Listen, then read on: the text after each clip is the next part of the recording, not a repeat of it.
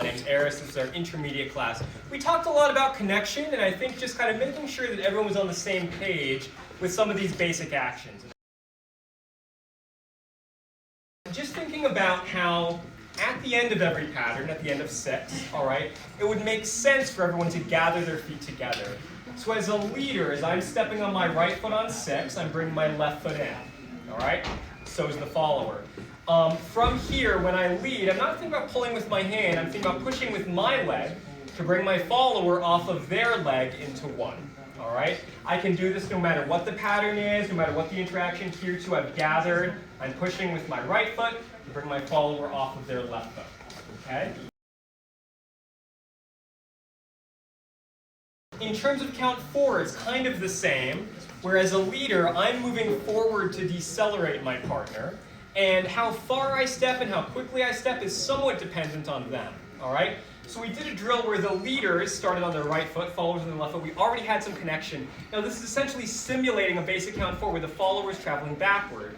So Bené's going to travel backward, and I'm going to go with her only enough to slow her down. Again, I'm thinking about using my step on my left foot to slow down her step onto her right foot. This is my decelerator. Now the reason this is not abrupt or rigid or anything is because I already had my frame, and I'm traveling with her. Now at the end of this step, my hand stops moving. That's my post or my counterpoint. And now I'm going to stay tripling behind until we shift over in 6, and then we lead.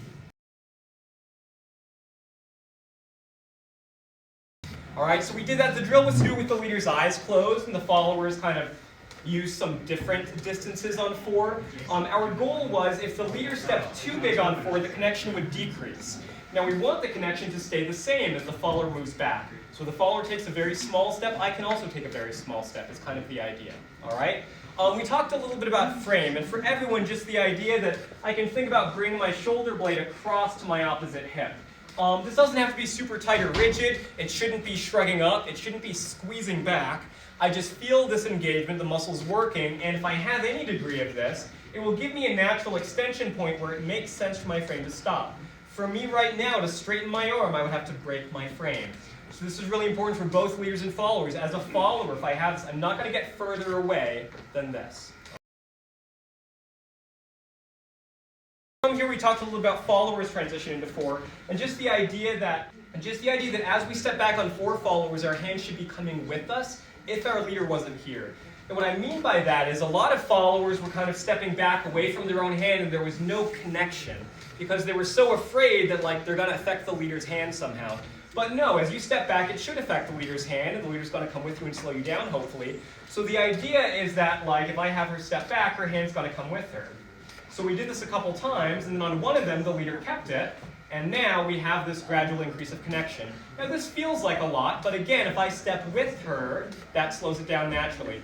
And the key here was if the leader lets go and the follower's hand snaps back, it meant that the follower was probably pulling on the leader. So the idea is, as the follower moves backward, your hand should move at the same rate as your body, if you were to do it without a leader, right? But because the leader's holding on to you, this is going to slow down your travel, and you're going to let that happen. You're not trying to pull your leader's hand away from them, all right? Then we had the idea of kind of angularity in the frame, essentially, or lateral connection, and we gave 3 different versions. That's why I'm following now. This is like a free spin setup. We can just stay here. So the 2 kind of incorrect, or I want to say less efficient versions were, if as a follower I break my frame and turn to the left, break my frame and turn to the right, there's nothing happening here. On the other hand, if I break my frame the other way and push my hand away from my center and do this, or this, also it's a bit rude and my leader doesn't know where I am. So what I want is for my spine to initiate the movement. As my spine moves to the left, it will affect my hand just a little bit. As my spine moves to the right, it will affect my hand just a little bit. This is the same thing we use for tension and compression. If I want compression as a follower, my spine's heading toward the wall behind my leader, that creates compression. And my hand is not moving first, just like my hand's not moving first here as I find tension. My spine moves and my leader feels it in this connection in the hand. All right? I think that was it, guys. I thought you guys did great. Thank you so much for having me.